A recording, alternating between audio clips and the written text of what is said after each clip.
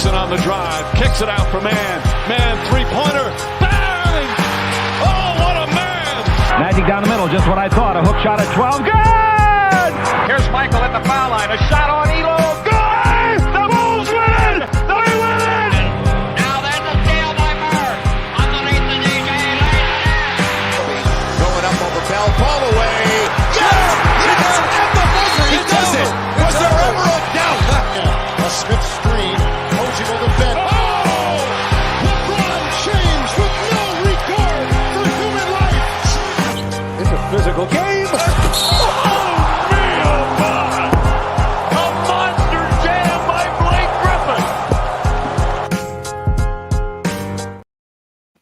Griffin. What's going on, guys? Welcome to another post-game live here on Time Dropper, and this time, this is the real deal. Are we ready, everybody? The postseason is finally here. I'm going to be honest. I don't like the regular season anymore in the NBA. Everybody knows that. It's a drag. It's annoying. I do it because I make content and I'm growing my channel, but I don't always enjoy talking about it.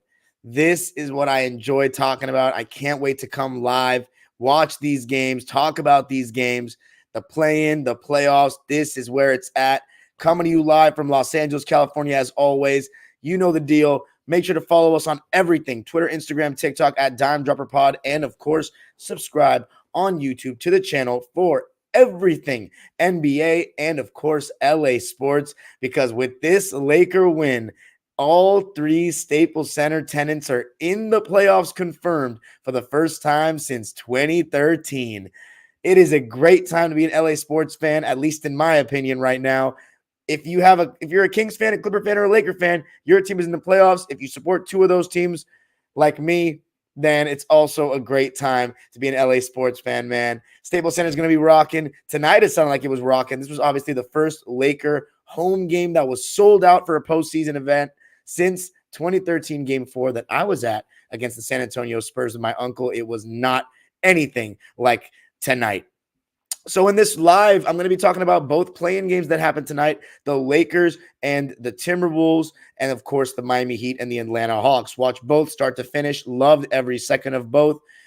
Not always the best basketball being played, especially in terms of the Laker-Wolves game down the stretch, but I love competitive basketball where both teams are playing hard and there's a lot on the line, and that's what postseason basketball is.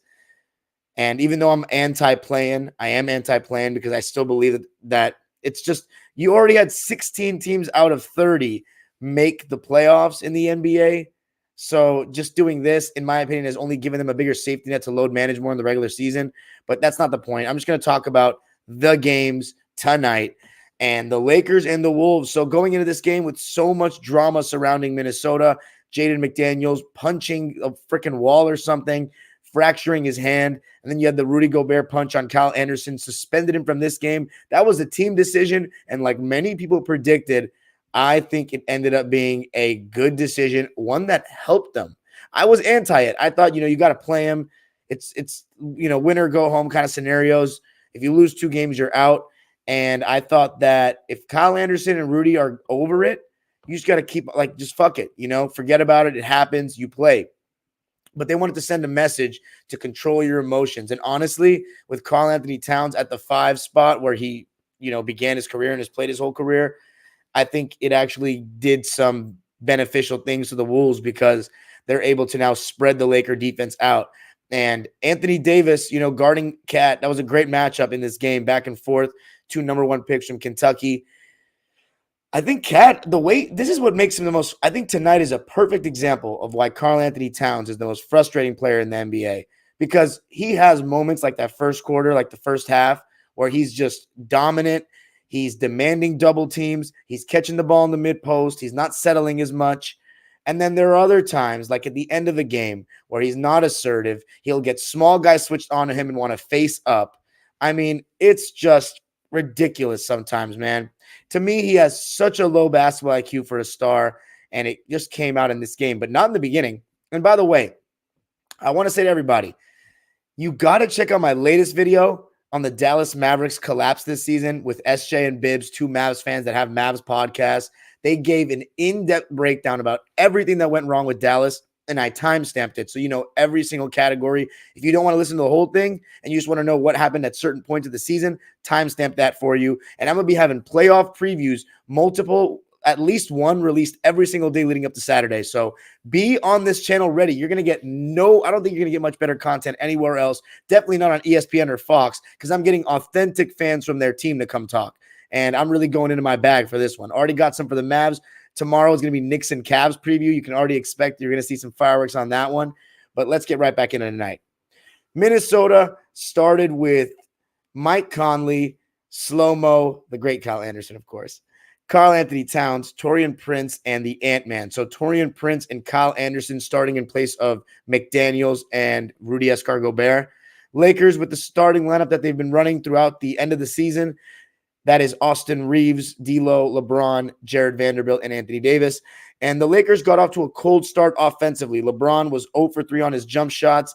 D'Lo took 2 ill-advised shots, in my opinion. And, you know, D'Lo is a tough shot maker, right?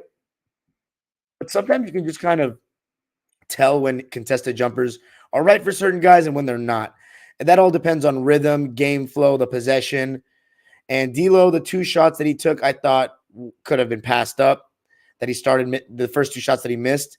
And in the first quarter, the only thing keeping the Lakers kind of afloat was Anthony Davis. He was 3 for 6. He was active on the offensive glass, getting rebounds over Karl Anthony Towns and just, you know, making his presence felt.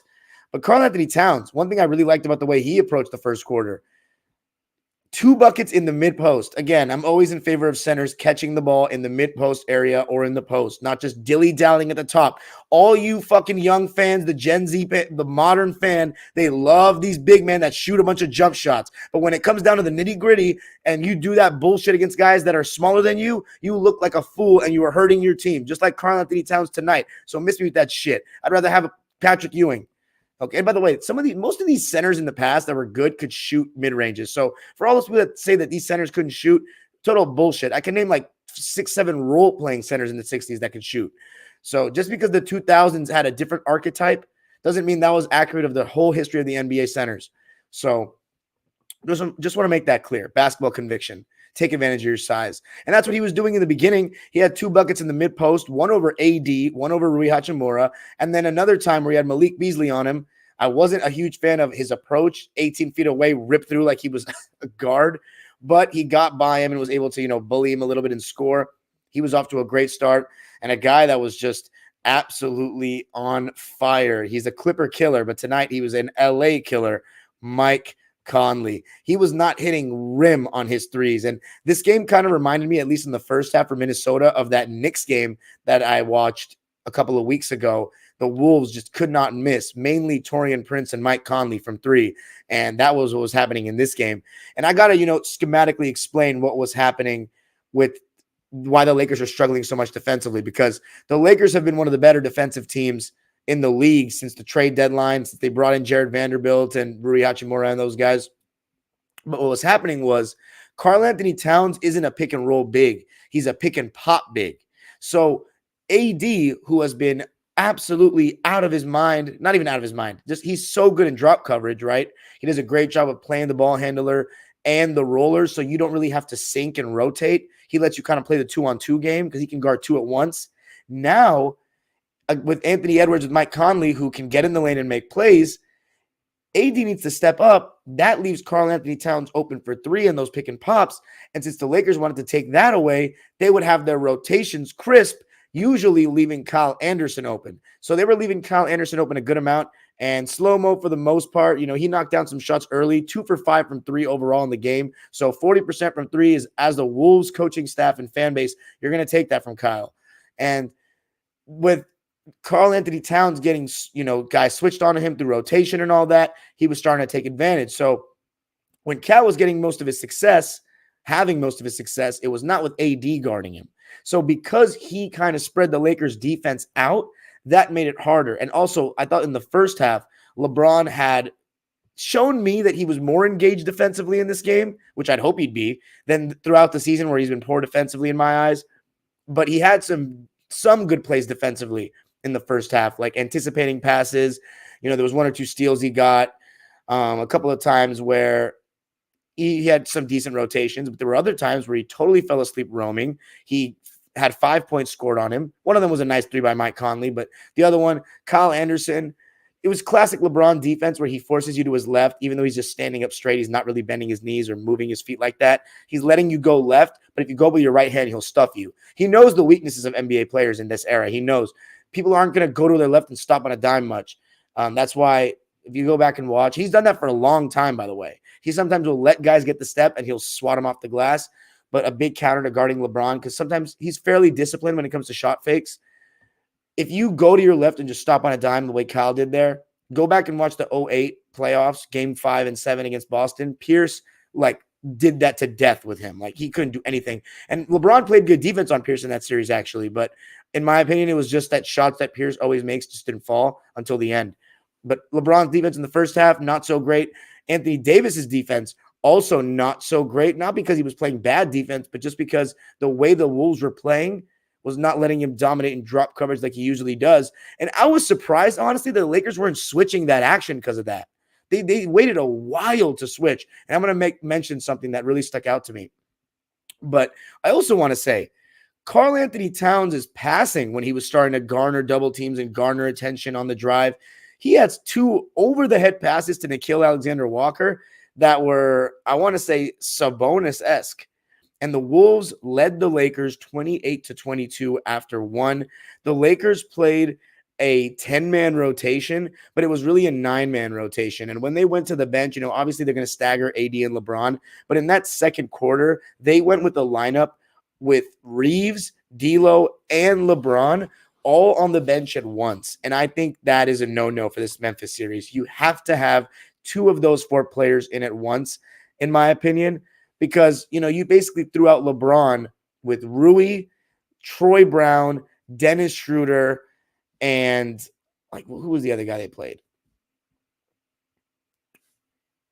Malik Beasley. So you're basically having Rui Hachimura play the 5. And because the Wolves were so short-handed at that position, they played this Nathan Knight character for 2 minutes. But other than that, they played an 8-man rotation. And it was really, the starters all played over 40 minutes for Minnesota. So they really leaned into the starters. Every single one playing over 40 minutes is it's not crazy, but it makes sense given that they were shorthanded in this game. But that I don't think that's a good look for the Lakers personally. It becomes very dependent on LeBron and Anthony Davis to do things. And Dennis Schroeder, he didn't really have it going yet in the first half. And again, in both halves, I really think that Jared Vanderbilt is underutilized. I feel like he's the Terrence Mann for Darvin Ham. Dennis Schroeder is I don't want to call him the Reggie Jackson, the Marcus Morris, because Dennis Schroeder actually has done positive things on the court and does, look for no further than the second half tonight. But I think just because I'm such a defense-first guy, you're listening to a defense-first guy talk, so of course I'm going to say more Vanderbilt minutes. But there's a clear issue with him on the floor offensively that the teams don't guard him. I think he can exploit teams on the offensive glass, though, in that way. And I also don't think he's been as bad actually shooting the 3 percentage-wise, lately to end the season. But in this game, he only shot 1 time from 3. So, I don't know. His plus-minus doesn't look very good. So you let me know, Laker fans, if you agree with that take. Again, I want you to comment in the video, comment on the chat, whatever you think. But I don't know, man. I think Jared Vanderbilt disrupts things defensively. And the Lakers looked weak at the point of attack tonight. Austin Reeves, he did not have a very good game. He had a good stretch in that second quarter. So, perfect segue. When the Lakers came back in, the starters with Reeves, with Vando, with D'Lo, with AD and LeBron, they started turning up.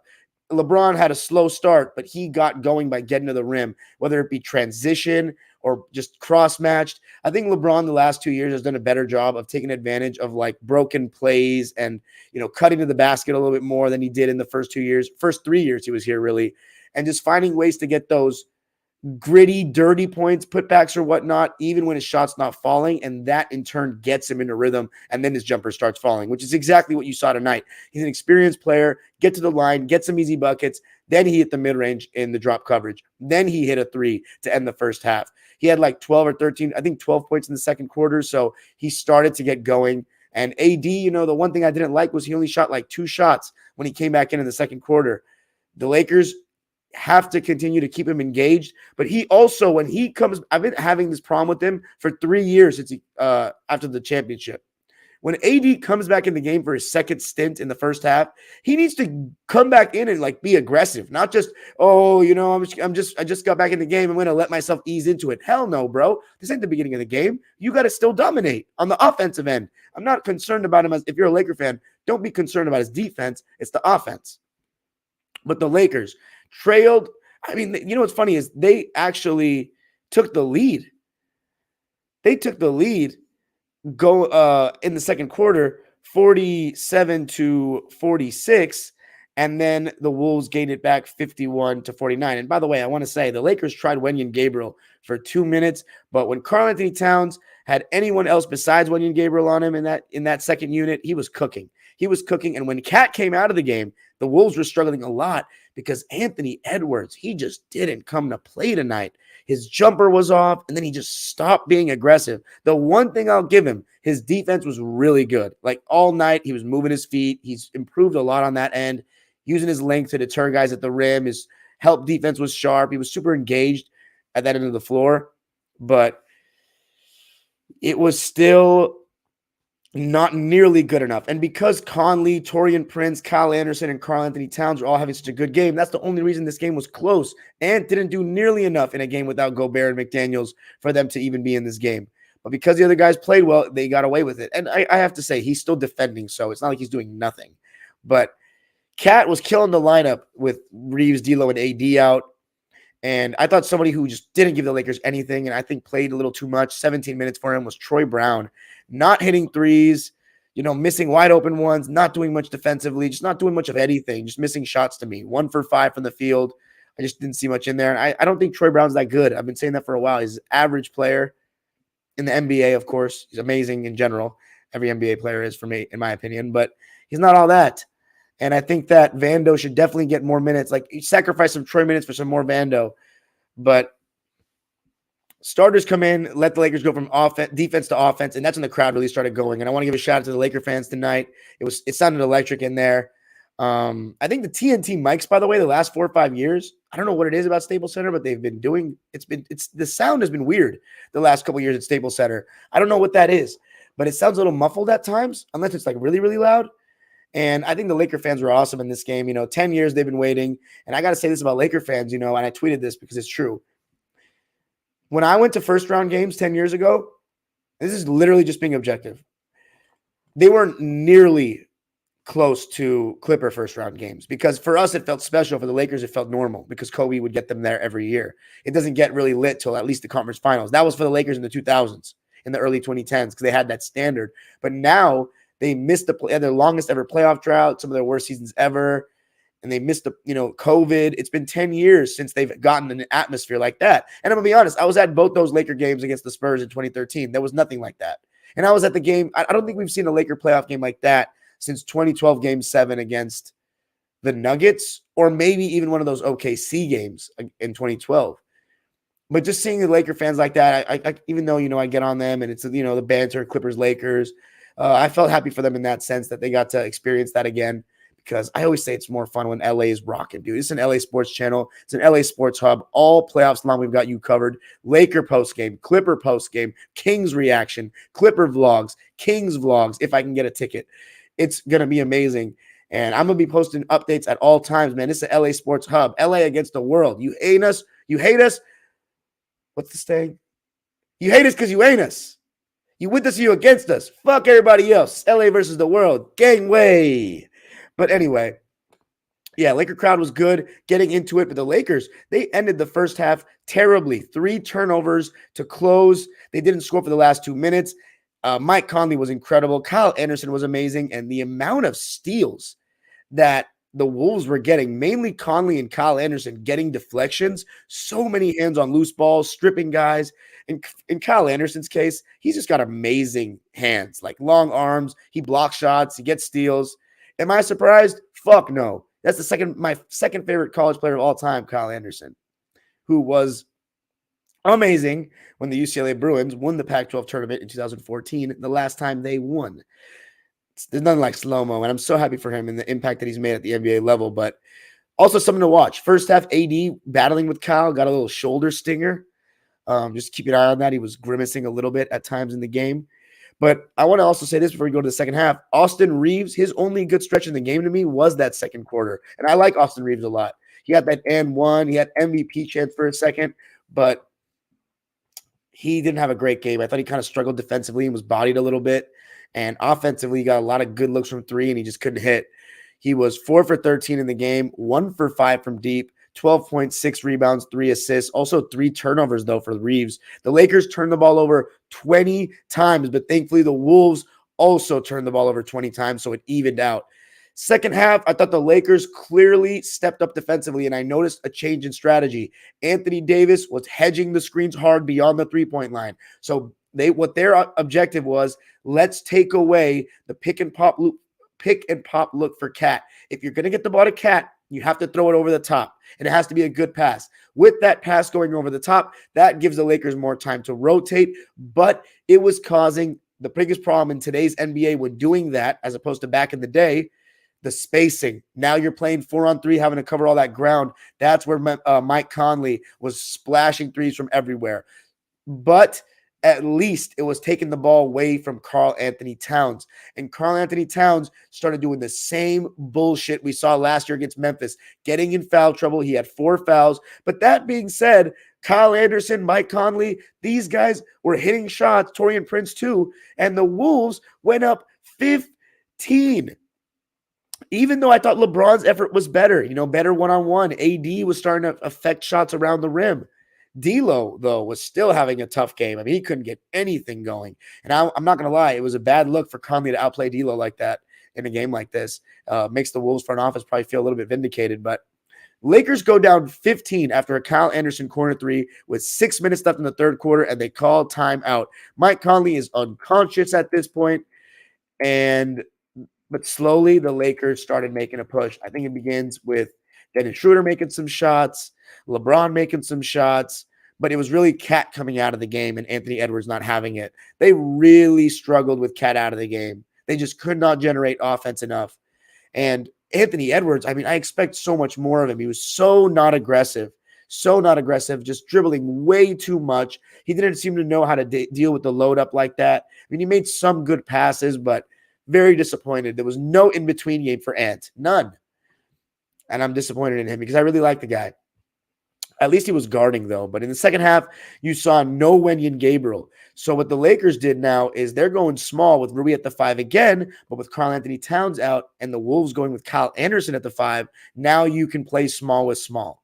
And by the way, so I'm going to keep saying this because now that we're in the playoffs, I can just keep talking my shit. All you people that want to talk about bigger, faster, stronger with today's NBA are fucking blind. You're not looking at the game.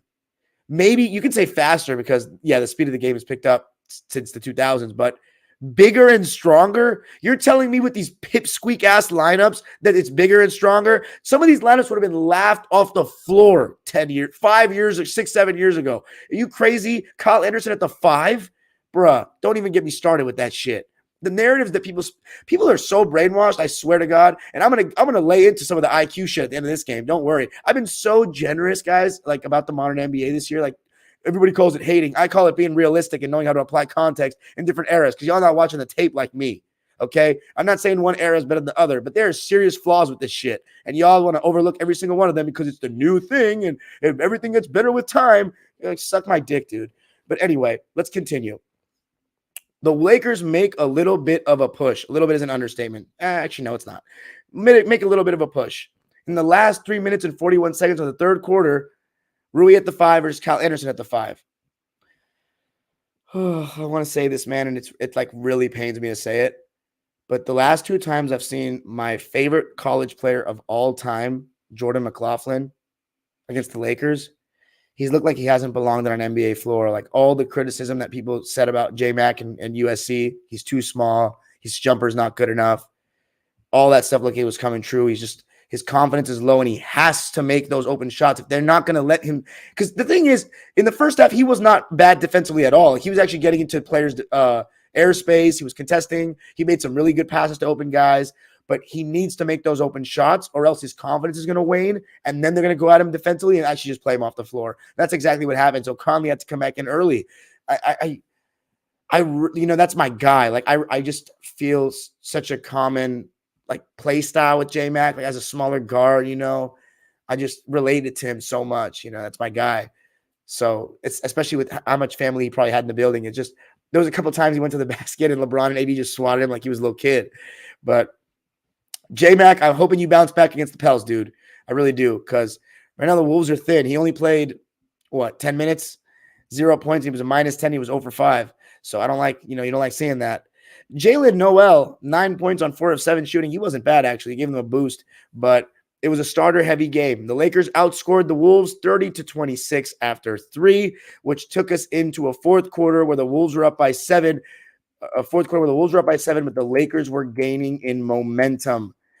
Karl Anthony Towns came in. Mind you, he had 4 fouls and got a 5th foul like a dumbass. Listen, man. Karl Anthony Towns, he doesn't seem to learn. He acts like he's not in foul trouble at all. That was a clear loose ball foul. AD, did a little swim move, got around him, and then Karl Anthony Towns pushed his shoulder down with his arm. So clear in front of the refs. Like, his basketball, and then he makes that smile like he didn't do anything wrong. Like, oh my God, I don't know about that one. Like, dude, are you kidding me?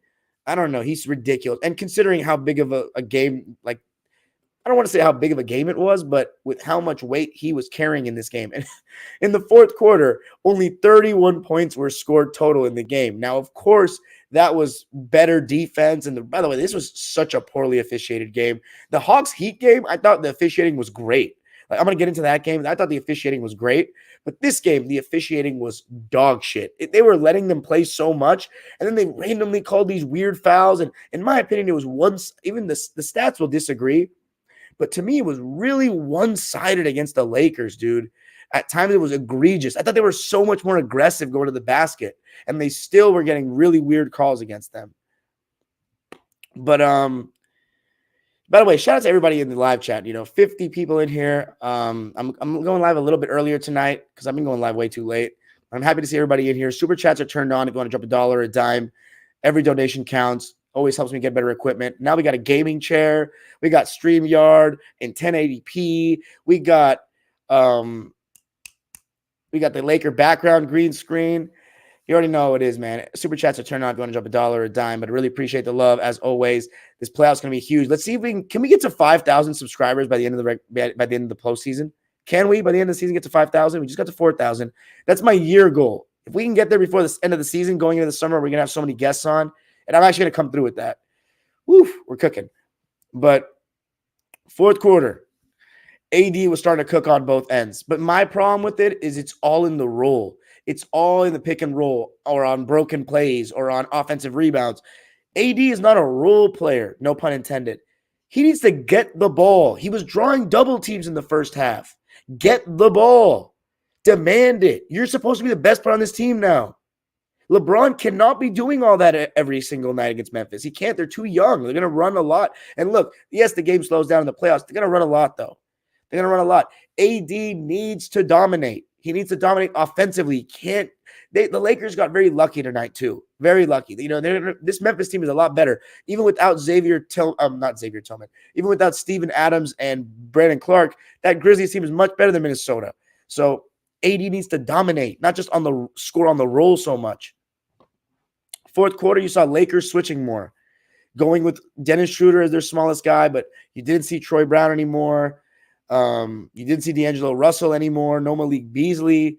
So Lakers are switching a lot. And Karl Anthony Towns, another big problem with him is when he has smaller guys on him, you saw it against Vando tonight, he oftentimes feels like he needs to stiff arm guys to create space and separation, even though he's so much bigger. That's a skill flaw, by the way. You shouldn't have to do all that. And that's also, I think, made him hesitant at the end of the game because he's afraid he's going to get an offensive foul. That's why he settles and faces up against 6'4" dudes. I mean, that's ridiculous. Austin Reeves was switching on to Karl Anthony Towns. And I love that the Charles Barkley and Shaq after the game were grilling his shit. Because how long are we going to see this 7-foot guy who we saw dominate with jump hooks at Kentucky do this bullshit? because you can literally be not that far behind Embiid and Jokic. You really could average 30 a night. I swear. You're so talented. But you're stupid as an NBA star. Like, I'm not being mean. You are not a smart basketball player, Karl Anthony Towns, for an NBA player, for a star player in this league.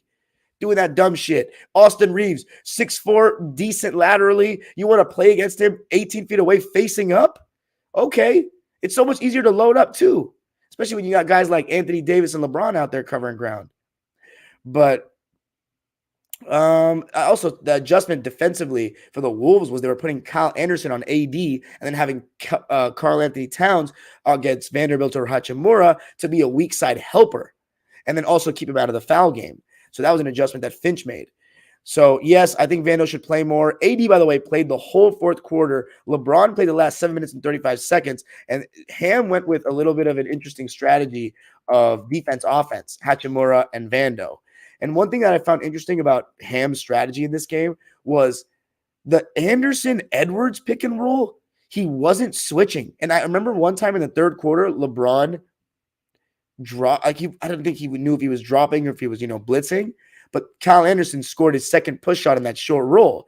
And LeBron looks at Darvin Ham like, dude, what? I think what he was saying in that moment was we should switch that because Vando and I, we're big, we can switch. And Darvin Ham made a come together sign. Like, I think he wanted more pressure. You got to meet, come up harder and show harder on that screen so that pass isn't as easy. I agree with LeBron on that if that's what he was advocating for, which I assume. They can switch the wing pick and roll. So that's what I got to say about that. But anyway, the game comes down to the nitty-gritty, 95-90. I still felt the whole way that the Lakers were going to win just because it means a lot when you have the two best players on the court. And they did because Anthony Edwards, he's not better than LeBron and AD. And he can be better than them on a given night. Tonight wasn't that night. He wasn't doing shit.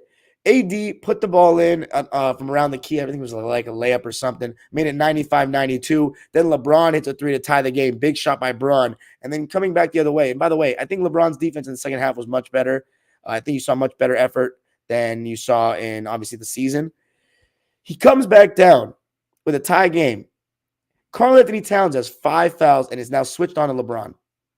And LeBron settles for 3. That was a complete momentum fiender. Highest basketball IQ ever, though, y'all tell me. The only excuse you can make is that he was tired after shooting that 3. And he didn't want to go to the rim. Because that was just a momentum fiending shot. And I get it. I know LeBron's game as well as anybody. I always say I have a PhD in Bron. When he shoots a 3 and makes it, he almost always will look to shoot that next one to see how hot he can get, which is normal. I back that strategy. But with Karl Anthony Towns with 5 fouls, you get him that 6th foul, that game is not even going to OT to me. But maybe I'm wrong. I still think it's a bad decision. He misses the 3. They get lucky. We'll get another chance. He misses a clear-cut bank shot. That's not really his shot, though, going right, bank shot, mid-range. But he misses. And then, oh, my goodness, this was interesting. Kyle Anderson, I'm sorry. LeBron also turns the ball over late. He almost sold after that 3. Taurean Prince got a steal on the inbounds, and LeBron took his legs out. I thought for a second it was a loose ball, play on. People say, LeBron took his legs out. To me, he dove and he hit his legs. Like, I don't know, man. To me, it's play ball. Like, just play ball. Shit happens. Sometimes things risk injury. Like, I don't know, man. That's just me, though. Whatever. Anyway, last play of the game. I'm thinking to myself, 95 all. Get the ball to AD. He's done a good job closing games this season. Dallas on the road, Indiana on the road. Get him the ball. LeBron's bricking. I see LeBron hold the ball at the top. Like, okay, here we go. I see them set a screen. I'm wondering who they're trying to put into action. And this is crazy to me. And it just shows Darvin Ham's trust in Schroeder. He drew up the play for a Dennis Schroeder left corner 3. And LeBron, this was not like the normal pick and pop where they show he gives up the ball willingly and then, they shoot an open 3 where the defense wants him to pass. This was he got 2 feet in the paint, found somebody wide open. He had no shot there. He made the right play here without debate. And it's not because he made the shot that it's no debate. It's just because I think the process of it. He drew the defense in, made a good pass. Dennis Schroeder looked like he had made a game winner in a postseason game for the Lakers. That would have gone down in I mean, not really. I mean, Laker history is so rich that it wouldn't have been really that crazy to remember, but good moment for his career. And it was ruined by AD fouling. Now, listen, on that three, I'm okay with the landing space fouls because it is dangerous. But when you, as the offensive player, get 2 feet on the ground without it being like touched, when you get 2 feet planted on the ground without interference from the defender closing out, it should not be a foul to me. I don't care if you lose your balance after the shot, after you land. I don't give a shit. I don't think that should be a foul. From the replay, I didn't see super, super close slow-mo.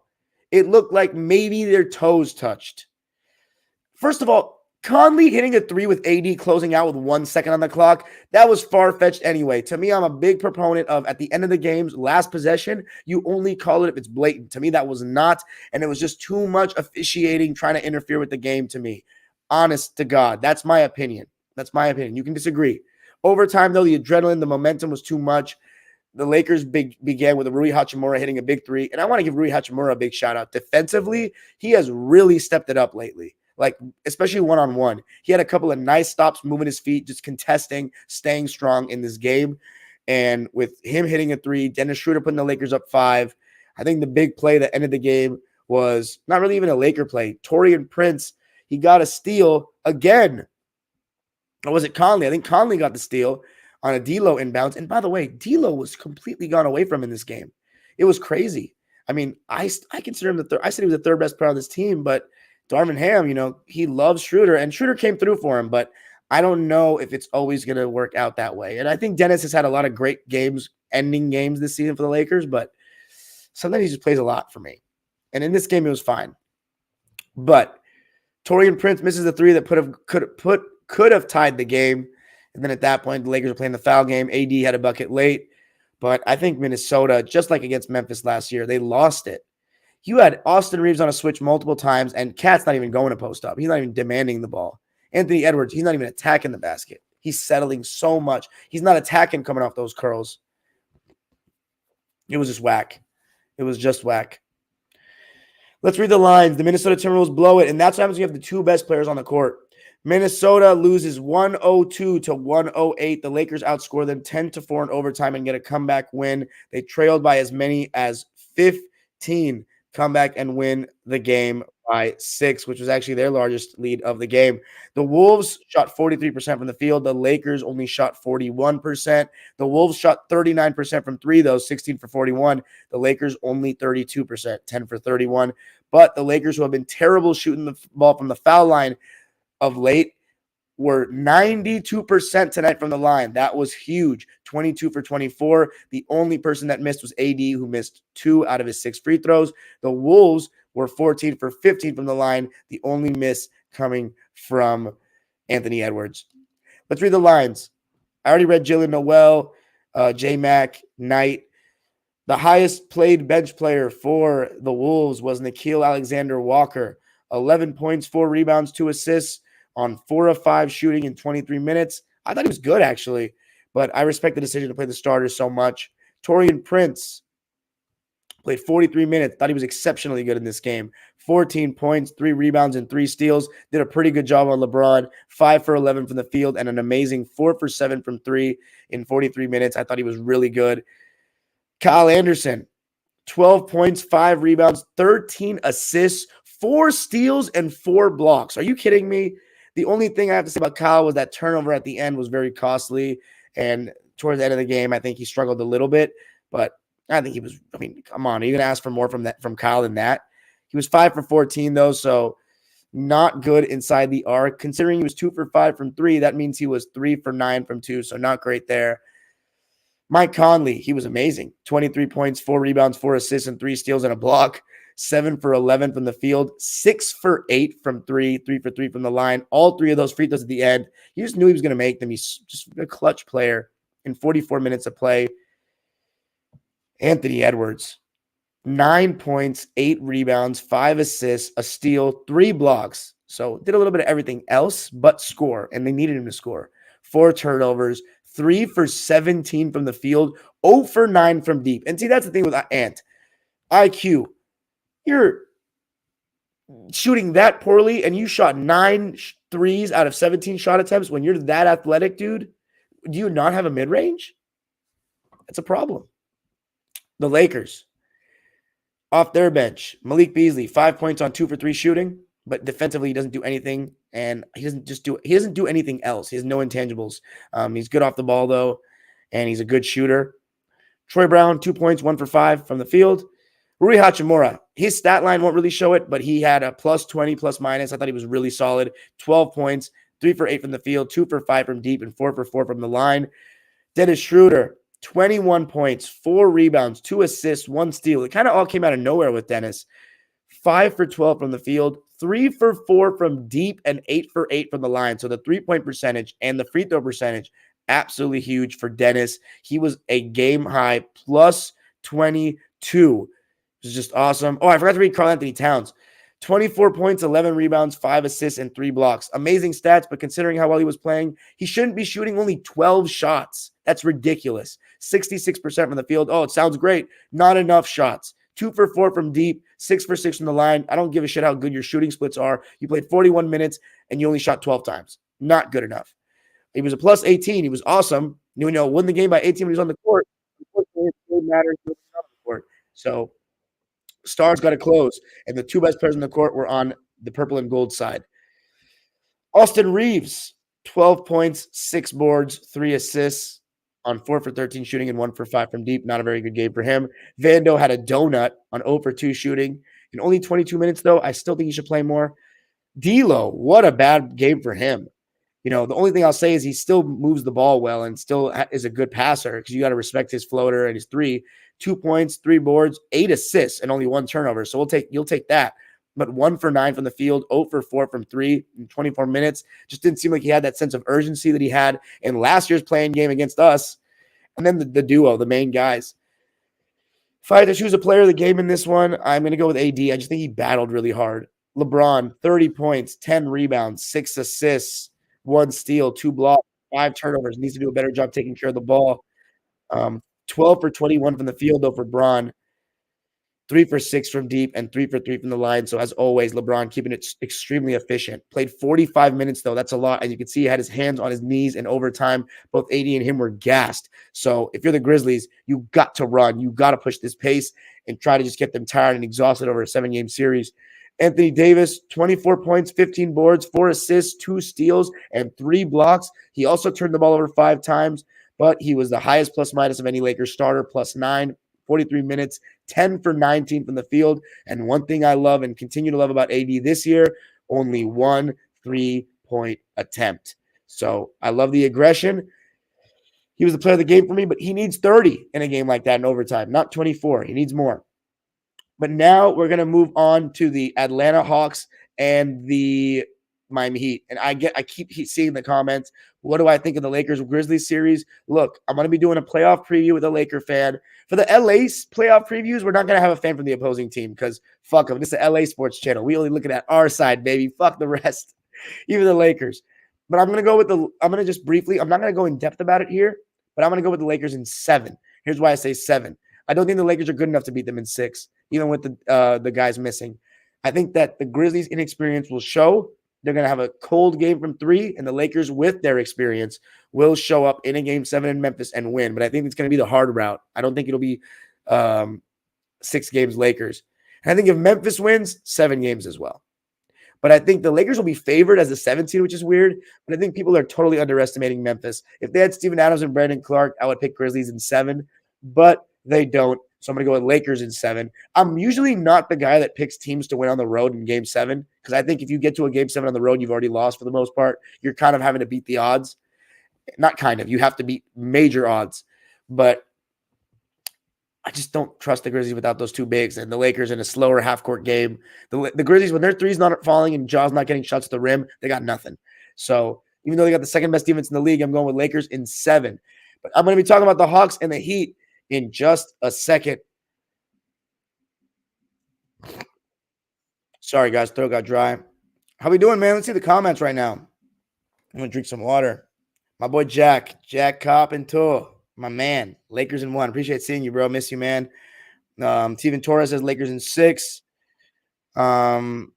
Memphis got boneheads. Thank you, Steven. Dime knows his stuff. Apparently, when it's about Lakers being praised, it's Dime knows his stuff. When it's Clippers being praised, it's Dime's an idiot. So that just shows your bias, you cocksuckers. Daniel Berry Sports Highlights says AD sucks, yo. Chill. Showtime Nick says Dennis Schroeder definitely at least has a case for player of the game, at the very least, for what he did on both ends of the floor.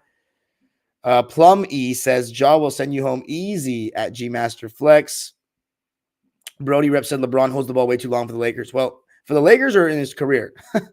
Showtime Nick says we've talked about that on the channel since the beginning of this channel. We prefer how MJ and Kobe made their moves a lot quicker, not let the defense load up. That's true. G Master Funkflex says Lakers played well. You beat the Wolves and you needed OT. Jaw will send you home easy. Oh, that's why you said that.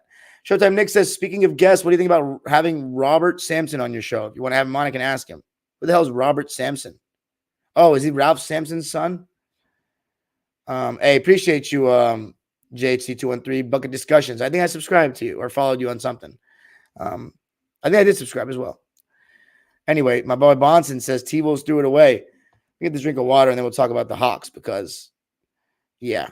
Hudson Man 87 says Braun goated king. And Twain says Lakers in 5. We'll lose one game like we always do. Lakers in 5, bro? I think you're underestimating Memphis.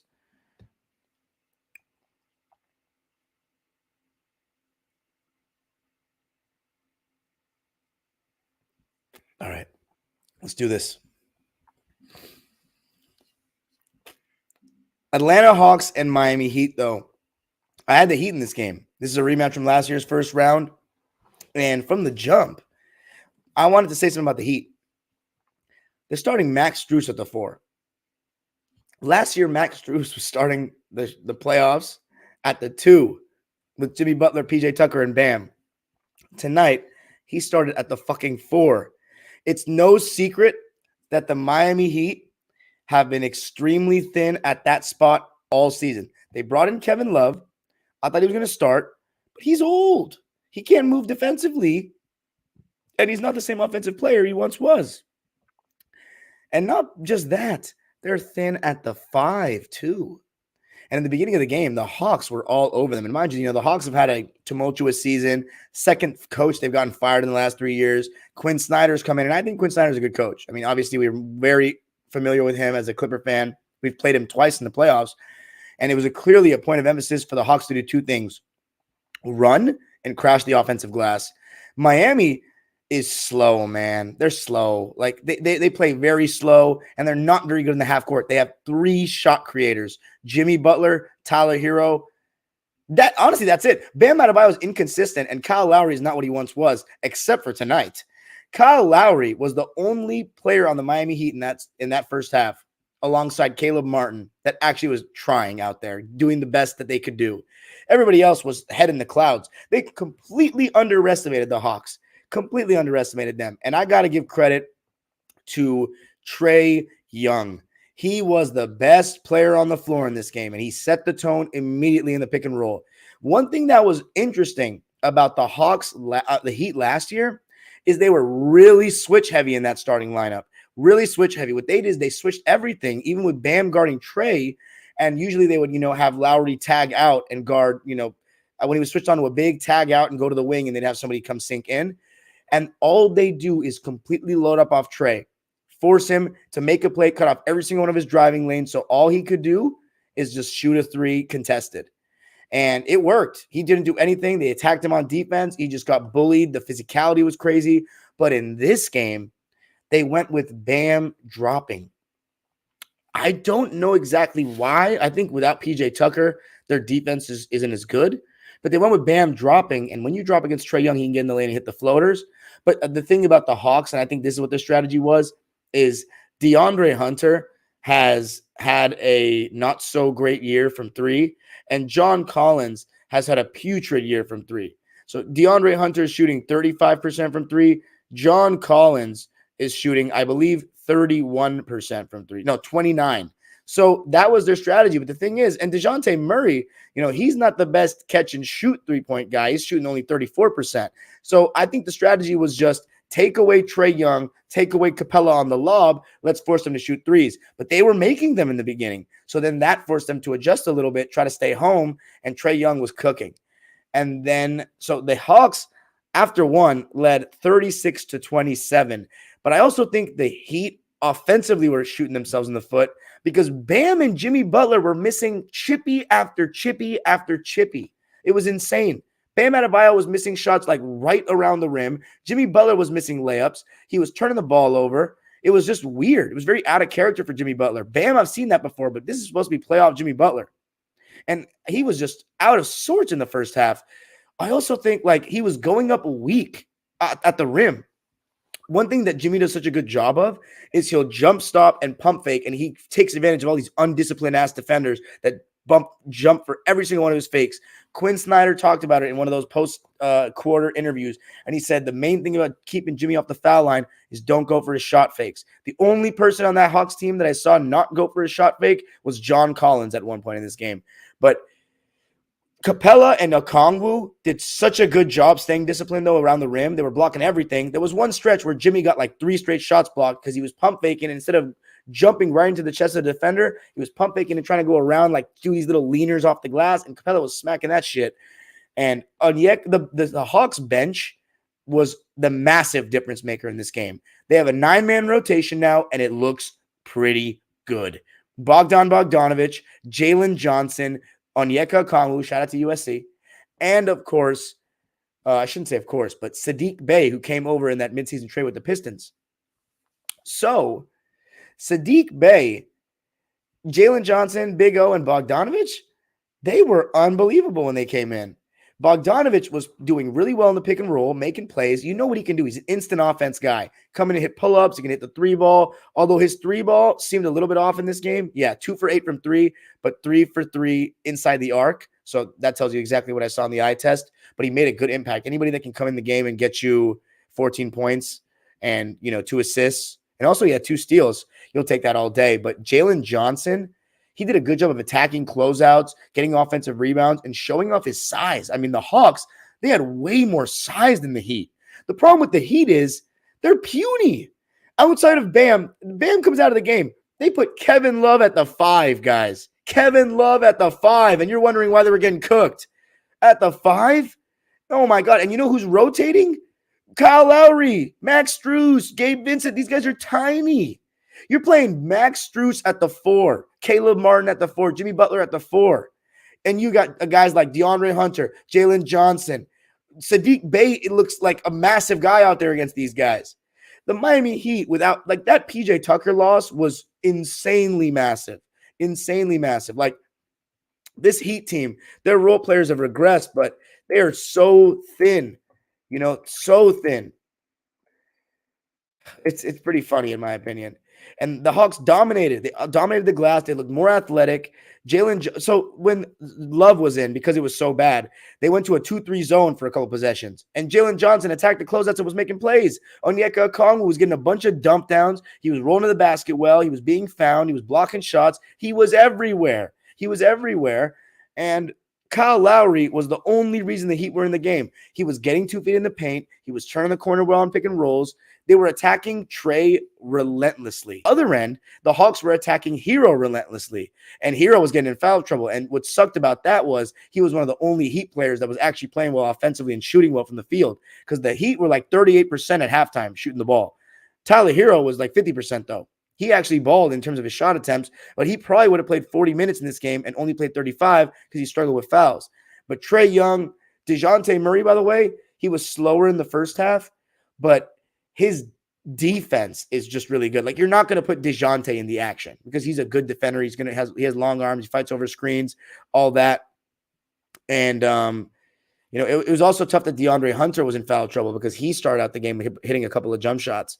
But the Hawks dominating on the offensive glass because the Heat were so small. And when you're going to switch other matchups and Bam gets, brought out of the key, the Jimmies, the Struses, the Martins, the Lowrys, the Heroes, these guys are going to be guarding bigger guys and have to box out, and they were failing in every aspect doing so. And it's like you're putting them in a tough spot there. And by the way, like they have Cody Zeller, and, they only played him 4 minutes. It was nothing there. Victor Oladipo, who I think was his game 5 that closed out the Hawks last year, he played really well. He's been kind of, in and out with injury all year and hasn't really been healthy after that 2018 Indiana season. only 9 minutes for Hero, only 4 minutes for Zeller, only 3 minutes for Love. So they went 7 deep with Lowry and Martin. And Kyle Lowry, it wasn't just his free throws and getting 2 feet in the paint. His 3-ball was falling too. And the Hawks, though, led 65-50 at the half. But I still felt at that point the Heat were going to win. I just had that confidence in them. And in the third quarter, they came out like a totally different team. Totally different team. And it starts with Jimmy and Bam. Again, Bam Adebayo sometimes has glimmers of post game, a jump hook, a running hook. But much like Anthony Davis, even worse, he's not aggressive at all. He never demands the ball. He just wants to be a pick and roll guy. And, after the game, he said, we got to find ways to get me the ball more.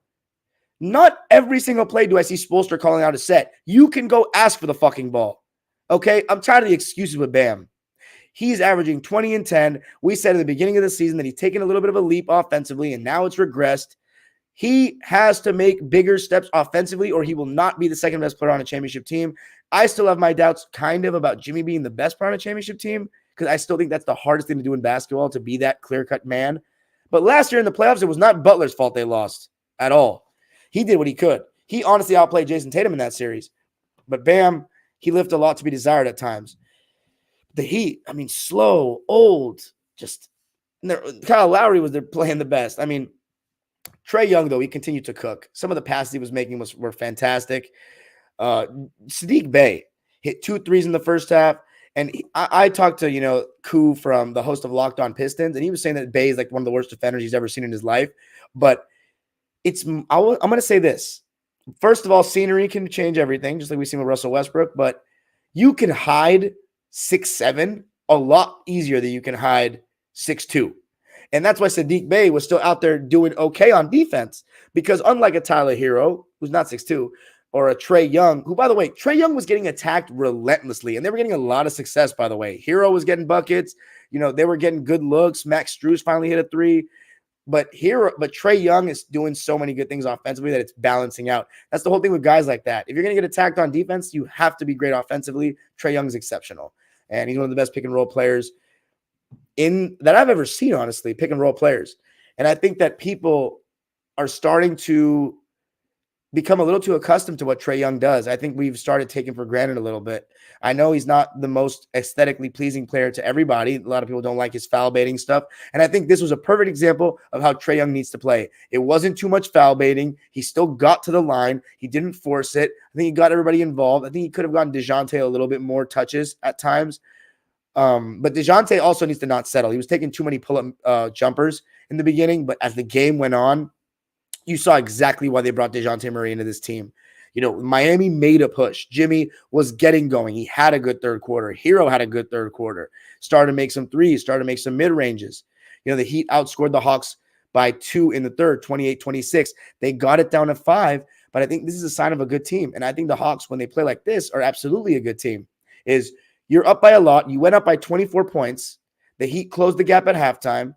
But the home team is going to make a push. The crowd's going to get involved. And by the way, Miami Heat crowd, second best tonight. Lakers crowd was much better. The Heat fans, and obviously that was part of it.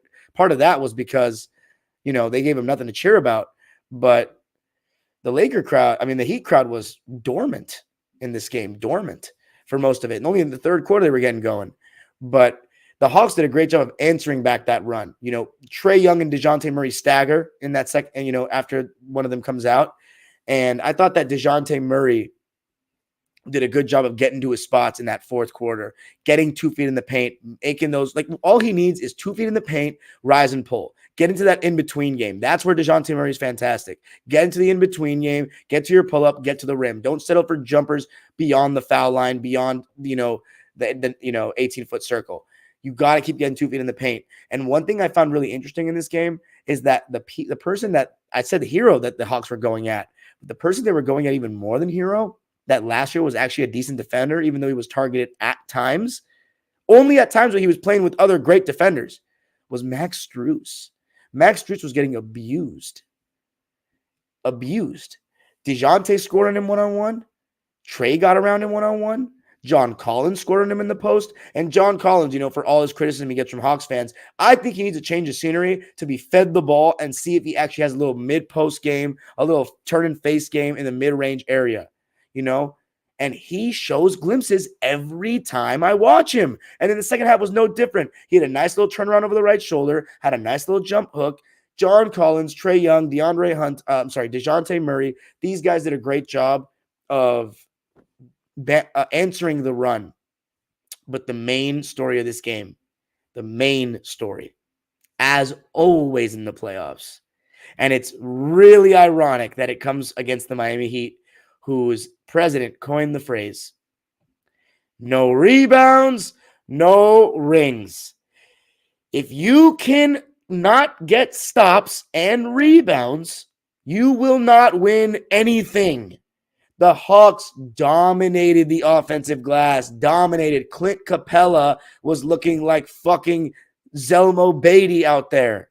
If you don't know who that is, please look him up. Might be the most underrated player in history of basketball. Clint Capella was everywhere. Onyeka Okongwu was everywhere. Other guys were chipping in and getting rebounds. The Heat, they just couldn't make enough shots.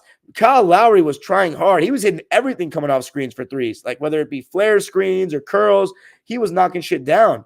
And they were getting Trae Young involved in the action. But the whole fourth quarter, Hero was getting targeted, and the Hawks were getting good stuff. And the rebounds ultimately were the difference. The Hawks withstand the push. They win it 116-105, getting their sweetest revenge over the Miami Heat. And in my opinion, you can argue that Capella or Okongwu, probably Capella because he had 21 rebounds. But in my opinion, the player of the game, Trae Young, he was shining brighter than Jimmy. He dictated the pace of this game from start to finish. He made good reads. And I just thought he kept his poise. And considering, the Ringer just released something about, the front office is considering willing to trade him. He kept his poise. He showed up. He got the job done. And he won his third consecutive playing game. And the Hawks are headed back to the playoffs for the third straight time in the Clint Capella era. Let's read the lines. By the way, so for the Miami Heat, they're old. They're slow. What could they have done differently? Jimmy Butler and Bam Adebayo played like shit. Let's talk about it. Atlanta, their bench players. Oh my God, amazing. When every single one of your bench players is in double figures, you know you've done something right. 53 bench points for the Hawks. 53 bench points. That's fantastic. 14 minutes for Jalen Johnson. He had 10 points, 7 rebounds, 3 assists, and 3 steals. And I would like to think that Nate McMillan wasn't playing him that much because I don't remember him playing this much. I did watch him play live against the Clippers, and in the vlog, he's there. But this tells me that he was playing more, and he played great. He was awesome. Huge putback dunk with one hand, by the way, in the second half. 10.7 boards, 3 assists, 3 steals on 5 for 8 shooting in just 14 minutes. That's insane production. 20 minutes for the Big O. For Oscar, the great Oscar Robertson. Please forgive me for saying that. Double O. Onyeka Okongwu, O squared. 12 points, 4 boards, 3 assists, 4 blocks on 5 for 6 shooting in 20 minutes. He was amazing. And I think he's a really good player. I know a lot of Hawks fans kind of want to look forward to him starting in the future. I still think Capella's a good player, though. But Hawks Fan TV, my good man, Hawksman TV, I hope to get him on to preview the series against Boston. He was hosting the space after the game, talking his shit, as he should. And one of the people on there was saying that we got the best backup center in the league. So you let me know. Is Onyeka Okongwu the best backup center in NBA? I think it was, yeah, I'm just going to keep going. Then the other 2 bench players, Bogdanovich, 14 points, 2 assists, 2 rebounds on 5 for 11 shooting, 2 for 8 from 3 in 26 minutes. Thought he was really good. He was the highest plus minus of any Hawk with plus 10. Saddiq Bey shot the second most shot attempts of any Hawk, 17 points and 6 boards, but 17 points. I mean, 7 for 17 from the field. He wasn't very efficient from 3, shooting only 33%, 3 for 9. And he played 33 minutes because DeAndre Hunter was in foul trouble. But if you get 17 points off the bench from Saddiq Bey, you'll take that all day. And the starters, DeAndre Hunter only played 23 minutes, 6 points, 6 boards on 2 of 9 shooting and 0 for 2 from 3. I think those 6 points may have all come in the first quarter. John Collins also only played 22 minutes, 10 points, 4 boards, 2 assists, also had 4 fouls, 4 for 8 from the field, 1 for 4 from deep. So again, when he gets the ball in a go-to situation inside the arc, he looks a lot better. When he's just a pick and pop big, I don't like him. But John Collins did a good job with the glass. 3 offensive rebounds in this game. But speaking of offensive rebounds, 8 of them from Clint Capella, 4 of them from Sadiq Bey, 3 from Jalen Johnson, but 8 offensive rebounds, 21 rebounds overall to go along, which is 4 points, 2 blocks. Clint Capella affected so many shots too. And it's not just the blocks, it's how many shots you affect. And Clint Capella did that amazingly. For the Heat, who embarrassed themselves in this game. And by the way, the Hawks shot 16 for 27 from the foul line. They shot terribly from the foul line. And Clint Capella was a part of that. 0 for 4. And they looked like he had gotten worse at shooting free throws. Yeah. John Collins, 1 for 3. But anyway, the Heat. Oladipo played 9 minutes and got a donut. 1 shot attempt. Cody Keller, 4 minutes.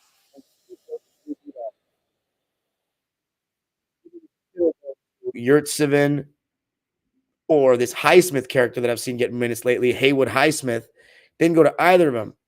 But Haywood Highsmith's 6'4", so it doesn't matter with the bigs. So you wouldn't expect him to play. But yeah, the Heat have a serious problem. They have 1 center that's playable, and they have no 4s that are playable, it seems. That's a huge issue. Your front court is so weak against the team that had athletes. So we'll see if the Heat can beat who are they going to play? Toronto or Chicago. If they play Toronto, they're in serious trouble. With how big they are, they're in serious trouble. This Miami team, I can see it now. I can see exactly now. That's crazy that 1 player makes that much of a difference. And he's not even having that great of a season to me with at least statistically with Philly, but he's probably doing things I don't see because PJ Tucker's one of those guys that he does things that don't go on the stat sheet. The guys that guard the best players on other teams, they're invaluable. Yeah, that was even Dwayne Dedmon was better than this. Like to me, seriously, even Dwayne Dedmon was better. But the Heat, yeah, Cody Zeller 4 minutes, 2 points. Kevin Love 3 minutes, 2 points. He was just bleeding points when he was in. Caleb Martin needed him to hit one of those threes. He was 0 for 2 from deep, 0 for 3 overall. Had a donut, but he was the only one that was even doing anything on Trae Young, picking him up full court, just trying his best. It wasn't his fault that they were getting torched by him to me. It's just very hard to guard those pick and rolls with Trae Young, dude. He's slick. Max Strus, 1 for 5 from the field. All his shots were threes. 3 points is just not good enough. Gabe Vincent exited the game with an injury. I hope he's okay. 6 points for him, 3 rebounds, and 2 assists. On 2 for 6 from the field. All his shots were threes, so a combined 9 points from Vincent and Strus. It's not going to get it done. Lowry, though, had his season high, 33 points, 4 rebounds, and 5 assists, and 0 turnovers. He was incredible in this game. I couldn't believe what I was seeing. 11 for 16 from the field. He's still too small defensively, though, just not the defender he once was. 6 for 9 from deep, 66%. He was just on one. 5 for 5 from the line. What a performance by Lowry. And then the big 3 for the Heat. Tyler Hero, I thought he did what you wanted him to do. His defense is not going to be very good, but I think Strus's was worse. 26 points and 6 boards for Hero, 2 steals as well on 12 for 23 shooting, so very efficient, but 2 for 9 from 3 and did not get to the line. So not great in that respect. Bam Adebayo, 12 points, 9 rebounds, 4 assists, 3 steals, and 2 blocks. I think defensively, he turned it up in the second half, helping out at the right time, getting a couple of steals, blocking some shots, switching on to Trae Young and doing a little bit better. But overall, he needs to be way more aggressive offensively. 12 points is a joke, and 12 shot attempts is also a joke. Jimmy Butler, I just think it was just a bad game for him. He'll bounce back. If he plays 2 bad home games in a row, that'd be bad. But 21 points, 4 boards, 9 assists, 2 steals and a block. Those don't sound too bad, but 21 points, it's under his season average, and Jimmy Butler always increases his average in the playoffs. 6 for 19 from the field is under 33%, so that's pretty shitty. And then 9 for 11 from the line. He's always going to get to the line. 38 minutes of play. It's a stars league. You saw it in the last game. When the Lakers had the best 2 players in the game, that's why they won. Karl Anthony Towns and Anthony Edwards shit the bed at the end. Anthony Davis and LeBron are really good, and Trae Young was better than Bam or Jimmy in this game, and they won. Did I say DeJounte Murray's stat line? I didn't even do Trae Young and DeJounte Murray like an idiot. DeJounte Murray, he started out 3 for 11, 4 for 5 to end the game. 18 points, 5 rebounds, 6 assists, 7 for 16 from the field, 3 for 8 from 3, in 37 minutes. Did exactly what you needed him to do. Trae Young, 25 points, 8 rebounds, 7 assists. He still turned the ball over 5 times, so you want to limit that. But 25, 8, and 7 on 8 for 18 shooting. The only thing is he was 1 for 8 from 3. I think some of those threes are just too deep. I know he makes them, but I think he should only take some of those when he's in rhythm. Some of them are just unnecessary to me. But yeah, 24% from 3 for the Hawks, and they still won. That's because they dominated on the offensive glass. 22 offensive rebounds for the Heat. I'm sorry, for the Hawks. 6 for the Heat, and second chance points were, I'm pretty sure they had at least 25. They don't have second chance points on ESPN for whatever reason, but they had at least 25 second chance points. It was terrible. I mean, for Miami, just absolutely terrible. And this is the thing, when the Hawks play like this, they're a good team, a team that you expected to take a step up this season with DeJounte Murray. But now you're basically in the same spot you were last year, playing against a team that many are picking to win the championship. More people are picking the Celtics this year to win the championship than the Heat last year. The Heat Hawks have a tough series on their hands. I got the Celtics in 5. And I think with Quinn Snyder next year, they can build. We'll see what happens with John Collins and all that. But 25, 8, and 7 on 8 for 18 shooting and 8 for 9 from the foul line. Trae Young, have yourself a night. You did it. You were the man. Miami now has to play against the winner of Toronto and Chicago again. So Miami and Milwaukee, 2021 rematch, 2020 rematch, part 3. It's looking like it. That's it for me tonight, guys. Though a 1 hour and 10-minute episode for the first 2 playing games. That's going to need to change. I went way too in depth. I just try to do my best to give you as much content as you need, and also just try to cover everything. I want to cover everything, every strategic decision, every performance of a player, everything. But yeah, doing 2 games, gonna have to do less than an hour and 10 minutes. But Laker game went overtime. We went to overtime. It's no big deal. Saturday and Sunday gonna be crazy though. I have 4 games each day to recap. Holy fuck! But tomorrow night, same drill. Toronto and Chicago and New Orleans and OKC. I got New Orleans and I got Toronto winning those games, and I'll be live, and they won't be as long because it's not a Laker live. And when it's the home team, and obviously, the Clippers are my team, but the Lakers are a main team of this channel. It's the Lakers and the Clippers are the only teams we cover consistently anymore. 2021 was a phase, but now it's only Lakers and Clippers. The LA Sports Hub, LA Basketball Hub. So that's just how it is. It's the Lakers and Clippers channel mainly throughout the NBA season. But now it's everybody. We got to talk about everybody. And I get to talk about the Heat, do different things like that. Talk about the Cavs and Knicks. That video is coming out tomorrow. Dallas Mavericks, what went wrong? Check that out. You're not going to get better content, man, in terms of authenticity, in my opinion, anywhere. So please subscribe. Please comment on this video the second it's over because we want to keep the algorithm strong. We are getting really good views lately. Please comment on this video when it ends. Peace. All right. I'm going to delete this part of the video, but because there's so many people in here, or not so many, you guys have been so patient, I'm going to answer your questions. TT Wims says, let's go. Clippers in 4. Showtime Nick says, let's go Lakers. Shooter had me like, that's my dog, like Smokey before AD had a Steve Urkel. Did I do that moment? It's all good now, though. Not going to lie, though, and hopefully I'm wrong. I'm not sold the Lakers can make it past the first round. Trae Grimissy says, clip show. TT Wim says, I'll be so happy once we knock out the Suns. Hashtag Clipper Nation. Yeah, man, I would love that too. Hepatitis See You Later says, I don't know how I'm going to calm down and go back to sleep. Game was crazy. Lakers Nation said, I'm going to be realistic. We aren't beating the Grizz. Wow. That performance makes you think that?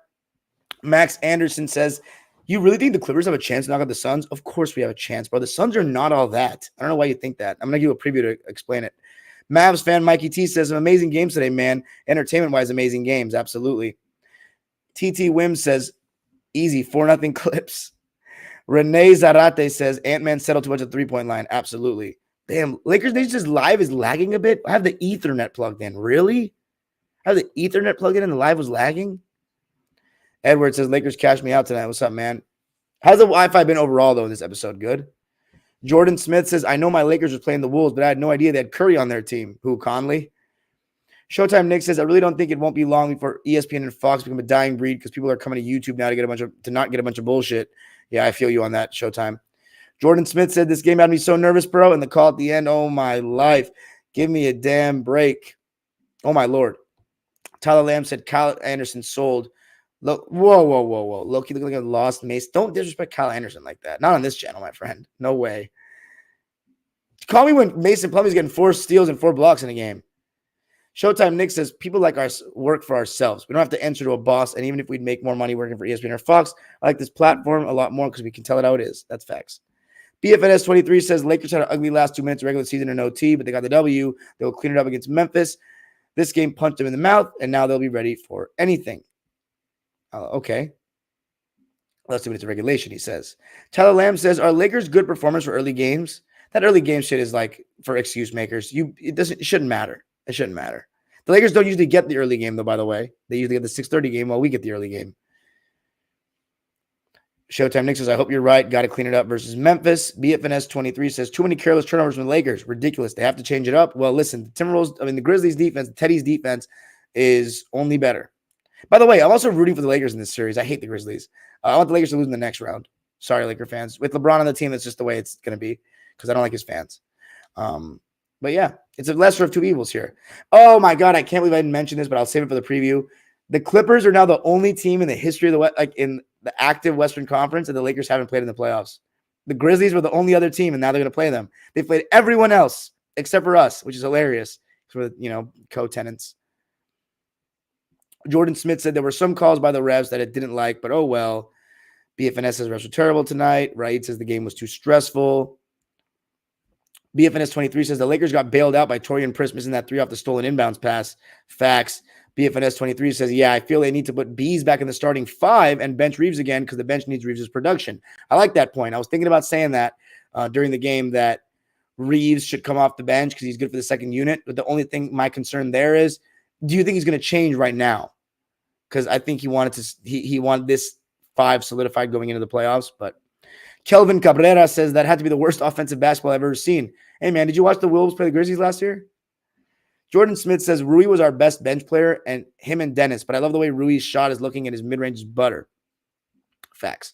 Raid Chowdhury says Lakers in 6 over Memphis. This game basically sums up the Lakers season. Jordan Smith said, one thing I noticed about Vando, he's definitely just out there for defense and rebounding, but I truly think he should shoot more threes. I feel you on that too. Ham says, BFNS 23 says Ham needs to put 80 in better spots to succeed. Excuses. Not really. I think a lot of it's just he needs to fucking demand the ball. Ham lets them run on offense a lot.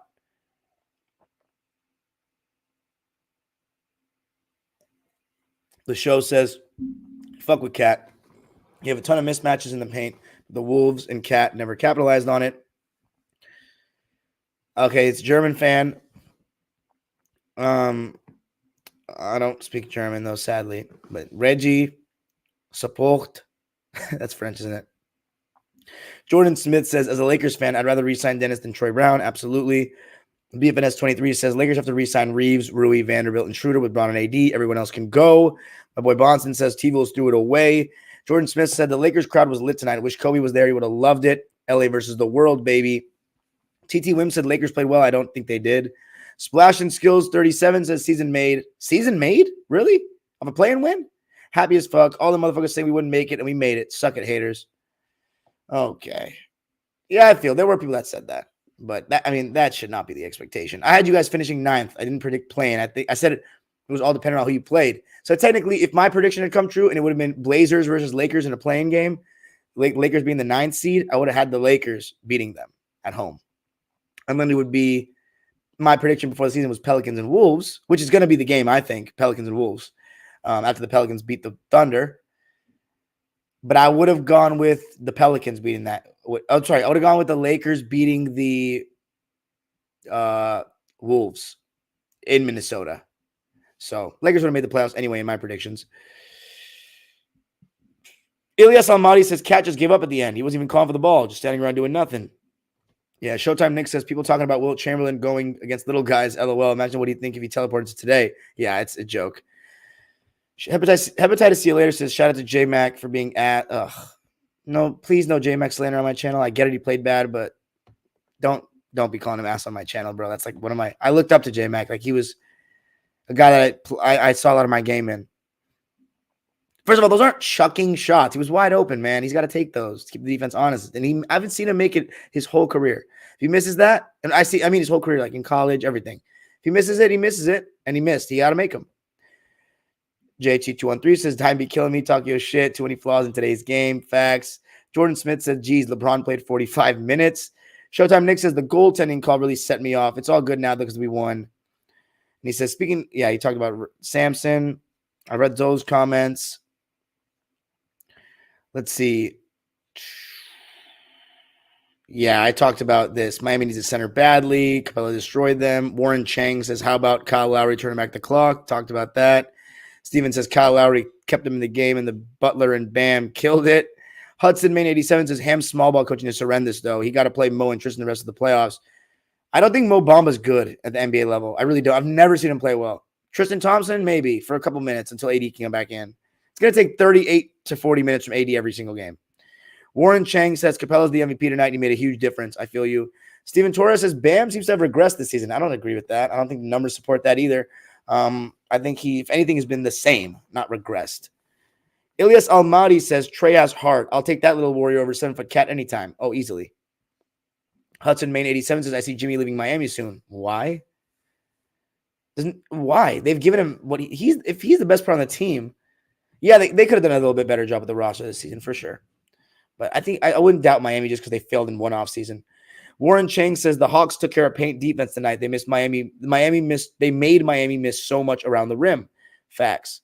Sub Alexander, he says Miami needs LeBron back. Oh, yeah. Oh, good. You're right. We need to talk about that. Man City, 3-0 over Bayern today. 3-0.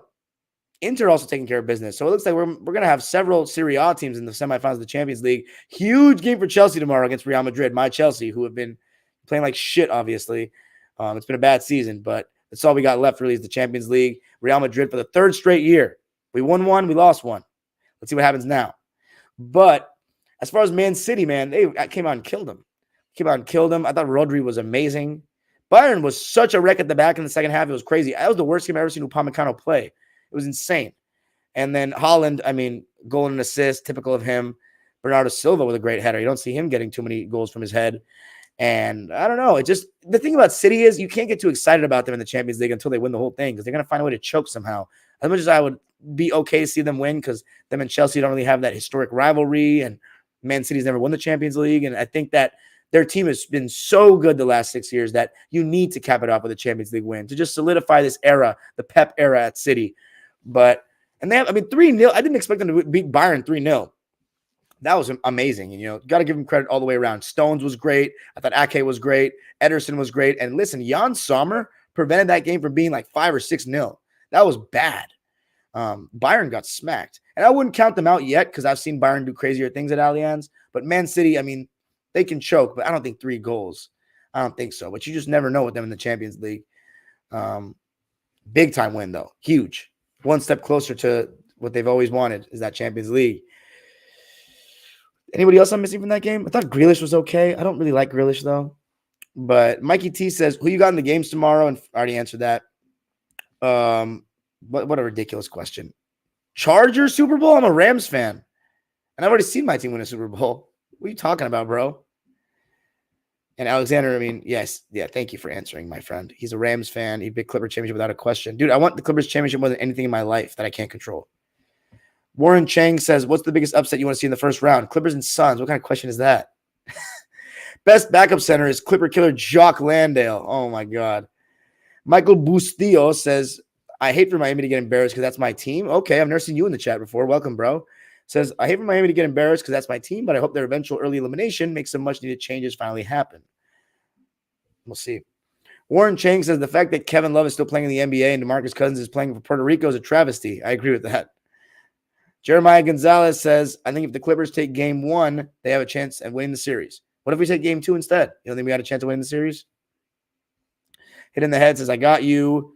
Showtime Nick is pretty good Urkel impersonation. I don't know about that. Kobe says, what's up, Kobe? I haven't seen you in a while. Says, yo, been studying this whole time. Thank you for the fire recaps to keep me awake. You're the man. Showtime Nick says, how much more do you need to see after last year's playoffs to know KD is not totally unguardable? Fair enough. He's got a better team around him this year. Yo, yeah says, yo, dime. Ryan Chowdhury says, Darian, you rather have the Warriors beat the Lakers? Yeah. What's wrong with I don't. LeBron stands are like number 1 on the shit list, bro. And plus, if the Warriors win, they get annoying. Like, I'm done with them winning, but like, I don't really hear it. Laker fans, I hear it. I'm here in LA. Raid also says, I hear you with LeBron stands, but it's not like Curry's cult is any better. Nah, they are. I think they are a little bit because they promote ball movement and off the ball movement. That's my issue with LeBron, is that he promotes the heavy heliocentric ball dominance, like pounding the rock.